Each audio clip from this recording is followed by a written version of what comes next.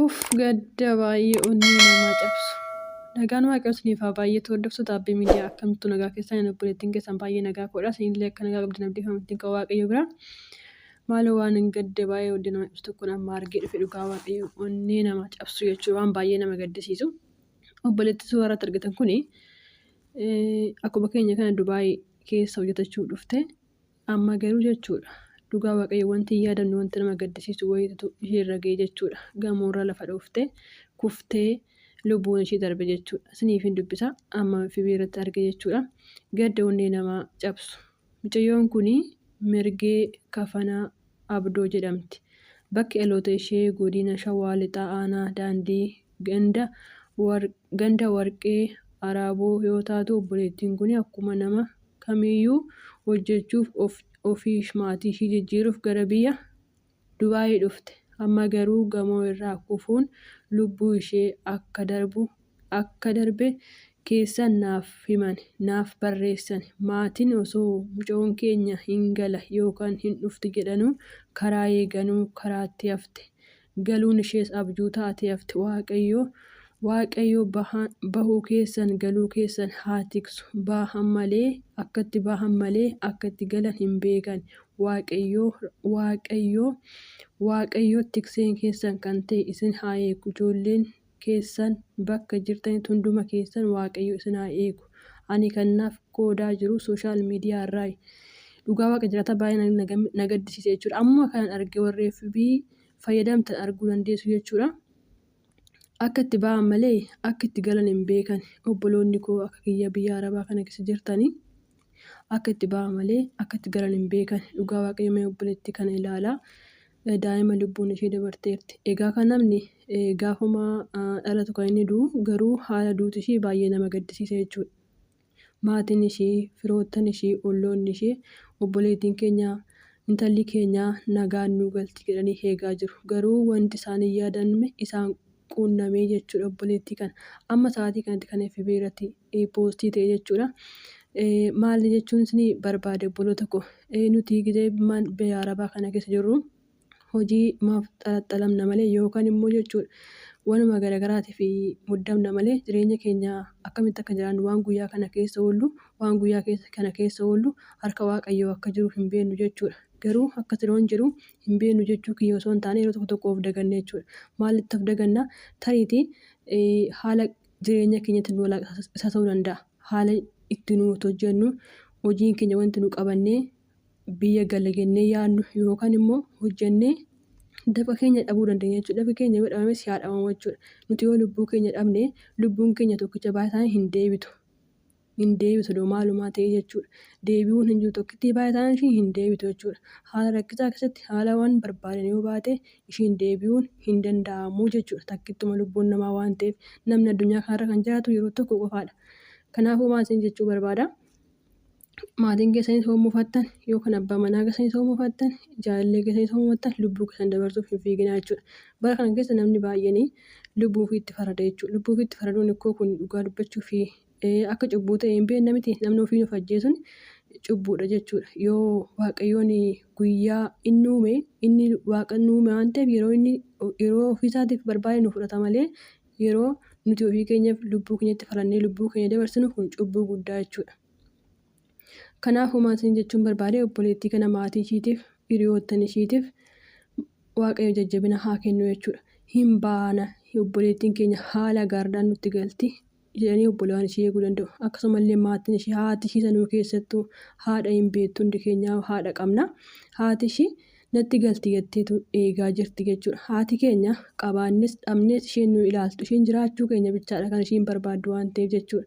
Dhugaa waaqayyo baay'ee na gaddisiistee garaan koo baay'ee na gadde jechuudha. Akka itti ba'an malee akka itti galan hin beekan. Yeroo baay'ee of jijjiira jennee fiinna malee akkamitti akka of jijjiiranii anuma argaa jirtan kana biyya Arabaa kana keessatti. Inni kaan baay'een keenya lubbuu keenya dhabaa, inni kaan bifa keenya dhabaa, inni kaan fayyaa keenya dhabaa. Anuma argaa jirtan kana dhugaa waaqayyo baay'ee na gaddisiistee obboleettiin kun daa'ima xiqqoodha. Egaa suura ishiillee kan ammaa ta'uu danda'a, kan duriis ta'uu danda'a waan irraa beekuu hin qabu. Garuu osoo hin nyaatiin kan hojjettellee karaatti haftee jechuudha. Kanuma anuma kinoo akkanatti guyyaa muraasa keessatti daqiiqaa muraasa keessatti lubbuu keenya dhabnu jenneetu waan hundumatti guyyaa kanarraa oolla. Waan hundumatti biizii of godhaa oolla. Kana yeroo hin jedhu immoo namni jiraachuu fayyaa qabaachuun hojjechuun akkuma jirutti ta'e garuu haalli duuta ishii kun baay'ee nama gaddisiisa jechuudha. Ijoollee obboloonni keenya biyya Arabaa kana keessatti yeroo baay'ee waanuma akkanaa kanaan kan mudatu jechuudha. Inni agartu sooshaal miidiyaa kanarratti ji'oota muraasa keessatti akkasuma kan lubbuu ishee mucoo wayiitillee karaa tiktookiitti argatanii jeetuma yaada. Yoo ta'e ji'a 4 yookaan ji'a 5 jechuudha.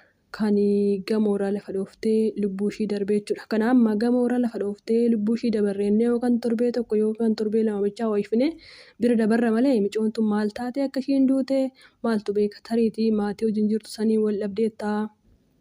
Tariitii immoo jechuudha maatii immoo biyya keessatti wal dhabdee ta'uu danda'a. Tariitii immoo jechuudha hiriyaa ishiitiin wal dhabdeetaa abbaa manaa isii wal dhabdeetaa waan nuti irraa beeknu hin jiru. Rakkoon keenya nuti tilmaaman jechuudha kan nuti haasofnu malee wanta nuti irraa beeknu hin jiru jechuudha.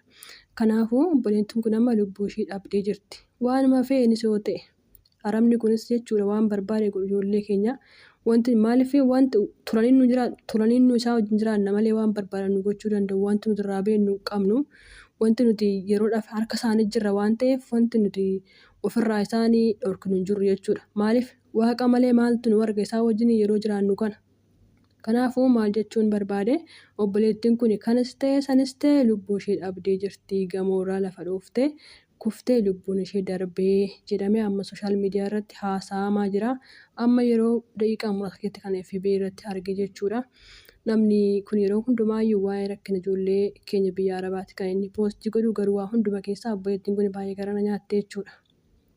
Argitanii hojjetanii dhumarra yeroo ga'u caarraan namaa kun hin beekamu waan ittiin lubbuun namaa darbu jechuudha. Hojjechuu malee namni kun jiraachuu malee akka itti jiraatan akka itti lubbuun namaa darbu hin beekamu. Akka itti ba'an malee akka itti galan hin beekamu jedhan. Kanaaf hunduma keessanii waaqayyo bakka jirtan sinaa tiksu haala jirtan sinaa tiksu maal jirtan sinaa tiksu tikseen keessan waaqayyo haa ta'u.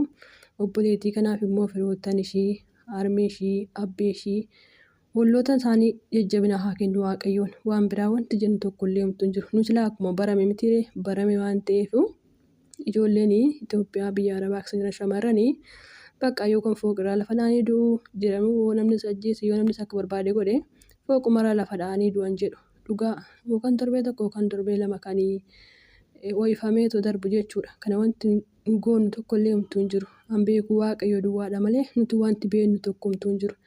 An namatti faraduu fi mooti namatti faradasitti faradamaa waan jedhuuf jechuudha. Garuu obboleettiin kun baay'ee na gaddisiifte dhugaa waaqayyo. Akkuma anaaf isinii kana nun hojjeta deettee manaa baate malee gamoorraan lafa dheetu lubbuun kee haa darbu jetteetii miti. Hin beektu yeroo manaa baanu yeroo biyya Arabaa kana dhufnu yookaan waggaa 2 yookaan waggaa 1 waggaa 2 bakka hin hojjennee dhufna. Garuu kan nuti asitti nu quunnamu waan baay'eedha. Kan lubbuu keenya dhabu jira, kan qaama isaanii dhabu jira, kan fayyaa dhabantu jira. Baay'eedha hamma sirratanii deebi'ee siniif himaa.